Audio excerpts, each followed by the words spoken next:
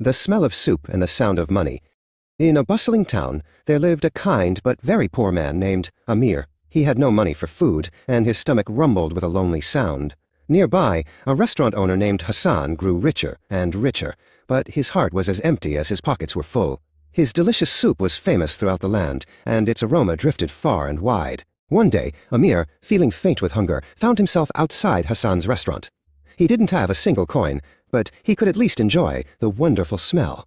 He sat on a small bench, closing his eyes and taking a deep breath, imagining the warmth of the soup filling his belly. Just as Amir was enjoying his simple pleasure, Hassan burst out of the restaurant. "Aha!" he shouted, his face red with anger. "You think you can steal from me? You have been taking the smell of my soup. That is my property, and you must pay for it." Amir was stunned. "Pay for the smell? But I have no money," he stammered.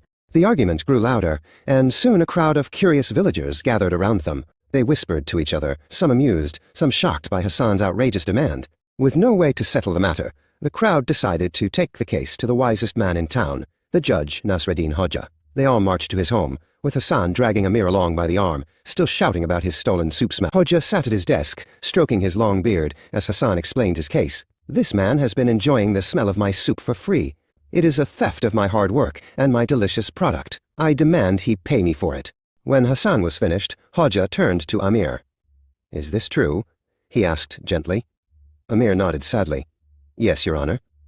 I was hungry, and the smell was so wonderful. I did not mean to cause any trouble." Hodja smiled. "The case is simple," he said. "Hassan, you are right. The smell of your soup is valuable." He then turned to Amir. "Do you have any money at all?"